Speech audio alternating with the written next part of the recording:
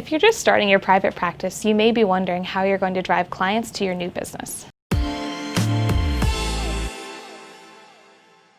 One of the biggest mistakes I see therapists making is that they don't have a real marketing strategy. They just cast a wide net and they hope they catch something. Then days go by with no clients calling or making appointments, and they start feeling like their business is a failure and want to give up. The real key in growing your practice and finding new clients is to cast a smaller, more targeted net. But how do you do that? Hey, it's Tiffany here with Mindful Web Solutions. We create fun, informational videos to help therapists grow their own private practice and recommend tools along the way to help them. Today, I'm going to share with you 5 of the best tips you can start implementing today to bring more clients into your door. Before we dive in, I'd like to give you a quick overview of Mindful Web Solutions. We are a team of award-winning designers and marketers committed to helping therapists, counselors, and psychologists create a beautiful, custom, responsive website. For more information about what we do, click the link in the description below. Now, let's talk about 5 tips you can start implementing today to attract new clients to your private practice. Number 1, narrow your niche. In order to target your marketing approach, you need to know your niche. You'll have a much higher success rate by casting a smaller net that is targeted specifically to the people who need the exact kind of services that you provide. They're already looking for someone just like you, and wow, they find you and you totally understand what they're going through. What a great fit. If you haven't identified your niche yet, I recommend sitting down and thinking about who you want to help and creating an ideal client avatar. Spend some time bringing this avatar to life. Think about and list out common characteristics like age, hobbies, problems, fears, and then this will help you begin marketing your private practice because you'll really be able to put yourself in their shoes and speak directly to their needs. If you need help creating this client avatar, check out our free worksheet in the description below. Identify where your market spends their time. And I don't mean going out and stalking people. Let me give you an example. Let's say your target audience is adults who are 75 years or older. You wouldn't have much success by running Facebook ads because typically older adults aren't on social media. You have to put yourself in your client's shoes. Where do they spend their time? And this includes both in person and online. What are their hobbies and interests? The more you can list, the better you can market directly to them. Number 3, target your marketing.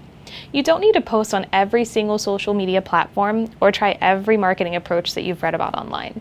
Instead, focus your efforts on targeting only the places in which your target market is spending their time. It may take a bit of research and trial and error, but in the long run, it will be much more effective. Clients that you gain from this kind of strategy are also more likely to stick around longer and send more referrals your way. Number 4, solve a problem. Instead of just putting yourself out there and screaming, "Hey, pick me," try a different approach. Focus on solving a problem for your target audience. Think about the kinds of problems they might be facing. You could create a worksheet or a video that will address and offer solutions to these problems. This helps your target audience to build trust and confidence in your ability to help them with their challenges. Number 5, take advantage of low-hanging fruit.